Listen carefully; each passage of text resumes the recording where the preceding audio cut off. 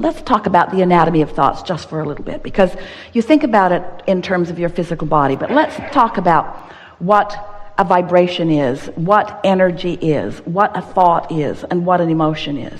And we're going to use these really, really big, bold, not even very accurate terms. We just want to give you a sense of how it all works, because at the very basis of who you are offering vibrations at a cellular level, and that cellular level of vibrations is not comprehensible to you in the sense that you do not have the ability to translate the thinking of your cells into something that is very meaningful to you. In other words, there's no psychological conversation that's going on that's going to be very meaty for you. It's not a political discussion. Esther was on an airplane yesterday listening to men talking about the college football games, and Esther realized she doesn't know anything about any of these teams. It was really upsetting to her.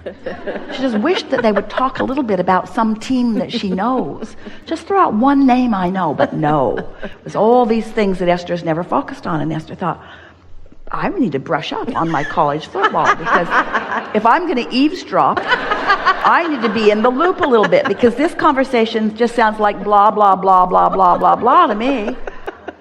It was not meaningful at all to Esther. Well, there are a lot of things that are not meaningful to you because you don't have enough momentum going about them. And until you have some momentum going, it's not very meaningful. So you get to choose the things that are meaningful to you. So there are things that are going on in your physical body, points of attraction, that really are not of any of your concern, because it's a language that you don't need to articulate into anything very specific. But the cells of your body are collectively, in a sort of mass consciousness way,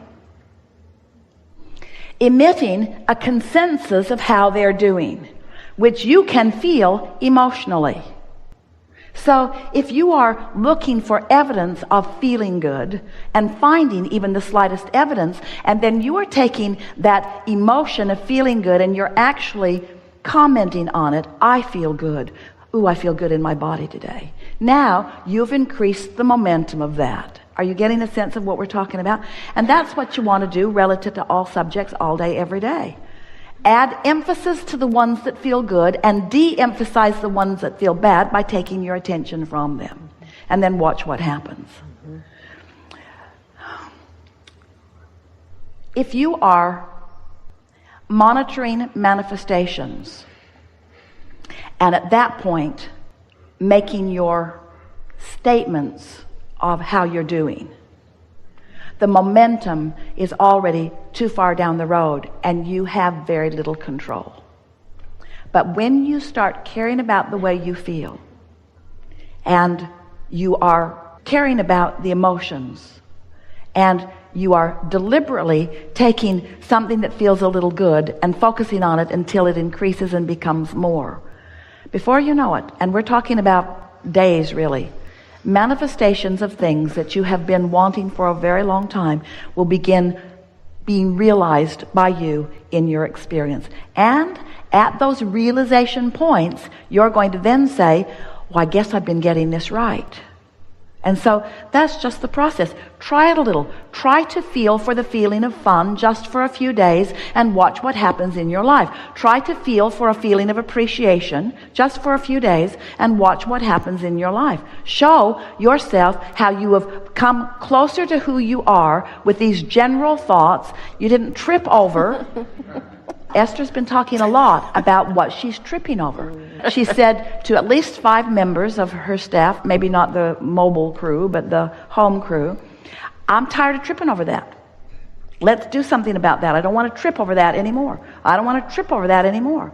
Well, she didn't even realize she was saying, I don't want to trip over that, until she tripped over that.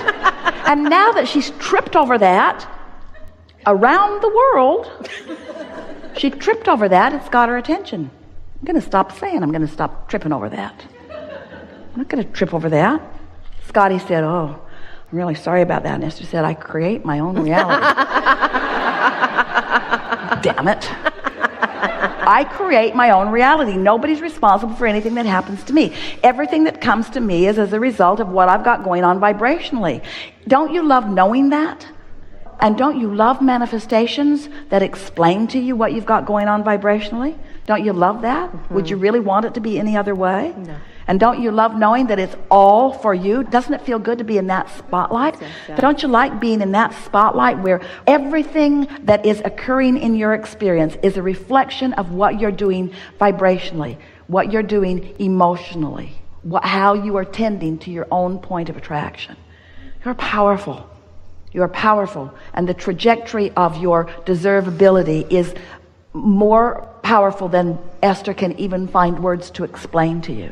It's time for you to just chill out and have more fun and make it simpler, and don't bring with you all the stuff that you've picked up along your physical trail. Just stand in your now and reach for the best feeling thought that you can find here and now, and watch what begins to happen. Esther is certain that this avalanche, and it is, of extraordinary, and they are, manifestations in her life experience are happening now because of her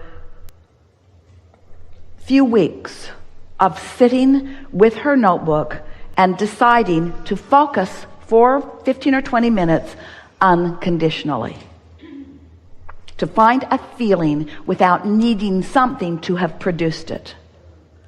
To start at the basis of her vibrational anatomy, whatever that means, and start in that neutral place and just see if well-being ensues from that. Just giving herself a chance to grow something that feels good by not starting with something that feels bad. Mm-hmm. By not beginning the day by solving a problem, by not beginning the day by answering emails, by not beginning the day by trying to clean up the things you're tripping over, by not beginning the day in the hole.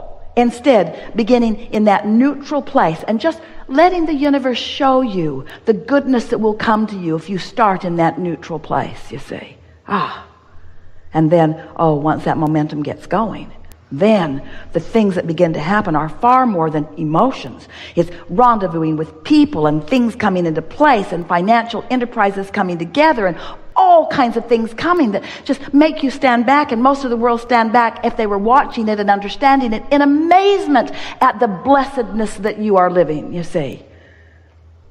Nobody can understand you. No one will ever really get you. Give up trying to get them to get you.